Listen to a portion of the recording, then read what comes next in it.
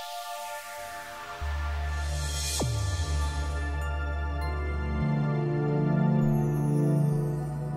melhor coisa que tem é a palavra de Deus, nós meditarmos e nos alimentarmos, sermos fortalecidas. E sempre que eu medito na palavra, que eu gasto tempo com a palavra, eu me encho, né? E o Senhor ministra tanto no meu coração. Eu estava meditando, na realidade, no meu plano de leitura, que eu sempre faço, anual, né? Que eu estou lendo e meditando.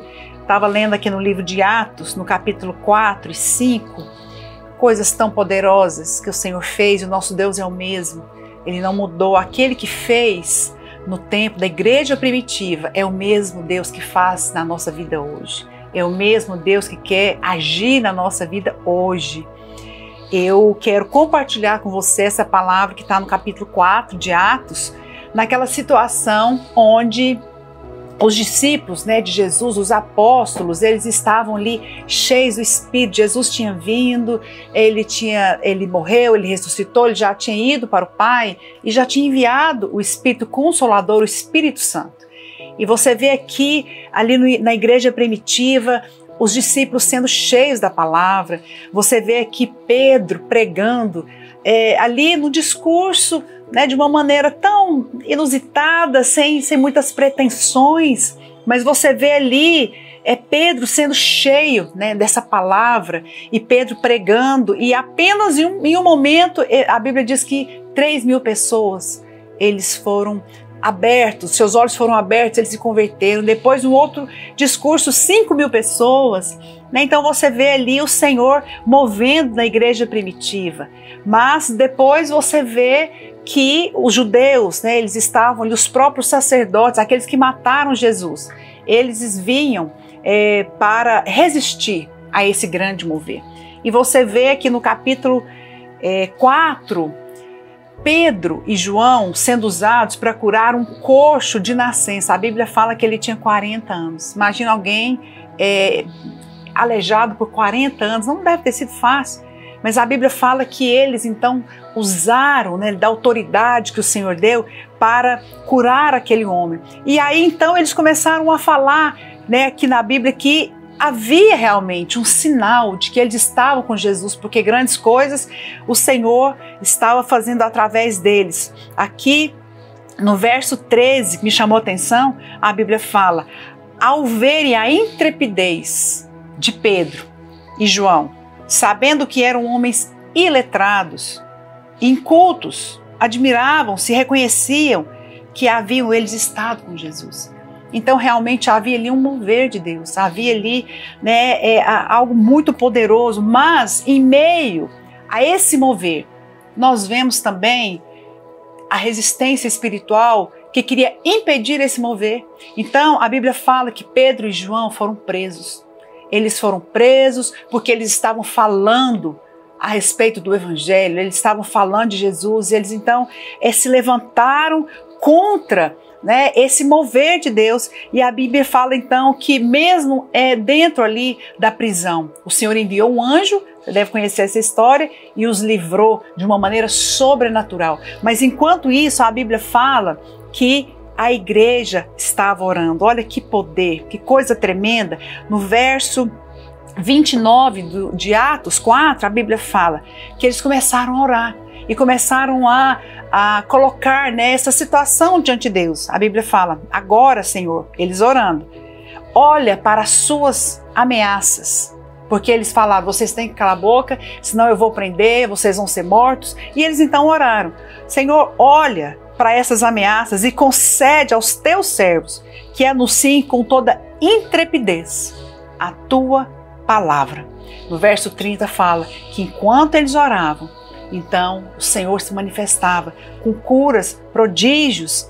No verso 31 fala que enquanto eles oraram, até o lugar que eles estavam tremeram. Não sei se alguma vez já aconteceu isso com você, de tremer o lugar, né, de onde você está orando. Já teve aquela experiência que você está orando assim, que tem tanta presença de Deus, que você, se o lugar não treme, você treme, né? Mas nesse contexto nós vemos que o Senhor se manifestou de uma maneira muito poderosa. Sabe que o Senhor falou muito comigo nesse texto. Por quê? Porque em meio a tanta adversidade, em meio a ao espírito que resistia à igreja, né? Aquelas ameaças, a Bíblia fala que eles foram resistidos. E nós estamos também num tempo que estamos sendo resistidos. Estamos numa pandemia, né? Muitas vezes o que nós planejamos acontecer não acontece, células não podem acontecer, vem decretos e não pode ter culto e não pode ter discipulado. Muitas vezes somos impedidos pela intimidação, sabe? E pelas ameaças, né, infernais que vêm para nos paralisar. Porque o alvo do diabo ali era paralisar o mover de Deus. Hoje também existe no mundo espiritual algo que vem para nos paralisar, um medo, uma intimidação, muitas vezes vem para te calar, para te impedir de reunir e muitas vezes para até intimidar o povo de Deus e a nossa liderança, né? Nós sempre ministramos uma palavra aqui no nosso discipulado e eu quero deixar essa palavra para você. Naquele contexto, os discípulos estavam sendo intimidados. Eles estavam debaixo de ameaças, mas juntamente com a intimidação, com a ameaça, com a resistência, houve da parte de Deus a liberação de um espírito de ousadia. Porque a palavra do Senhor fala, que coisa tremenda, Atos 4:33, a Bíblia fala, com grande poder, os apóstolos davam testemunho da ressurreição de Jesus. E em todos eles havia abundante graça. Nós estamos sendo ministrados com a palavra da graça, com a palavra do descanso, né, da provisão que vem de Deus. E aqueles apóstolos, eles eram cheios, encharcados com essa revelação da graça. E a Bíblia fala que juntamente com essa palavra da graça, eles manifestavam poder. A Bíblia fala que a sombra de Pedro curava.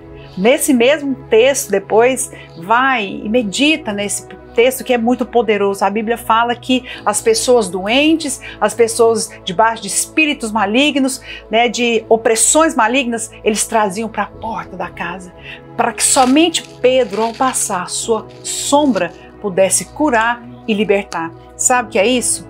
Poder de Deus. E além de poder, a Bíblia fala que eles se levantaram com grande intrepidez, porque eles mesmos ficaram maravilhados. Olha o verso 29, eles falaram, Senhor, anuncie, né, que o Senhor os use para anunciar com toda a intrepidez. E eles chegaram à conclusão de que não poderia ser deles, porque eles eram iletrados, pessoas simples, eles eram pescadores. Mas o Senhor pegou um Pedro, que era um pescador, ele era iletrado, colocou para pregar a palavra. Em um sermão, em uma ministração, 5.000 pessoas se converteram. Sabe o que é isso? Quando Deus te levanta, quando Deus sela a sua vida, endossa a sua vida com uma unção, com uma ousadia e uma intrepidez, todos vão reconhecer. E eles foram usados para fazer milagres, para fazer prodígios. E a palavra que eu quero deixar para você, não seja resistido. Sabe, não abra mão do que Deus tem para você, porque em momentos de resistência, em momentos de ameaças, em momentos, sabe, onde essas circunstâncias vêm, de perseguições vêm, de intimidação vêm, também o Senhor nos reveste de uma autoridade e de uma ousadia muito maior e de um poder que vai estremecer o lugar onde você está. Amém? Que você seja usada nesses dias com esse espírito de intrepidez, que você não se sinta abatida, intimidada pelos decretos, pelas circunstâncias, porque às vezes um líder, o outro está desmotivado ou circunstâncias fogem do seu controle.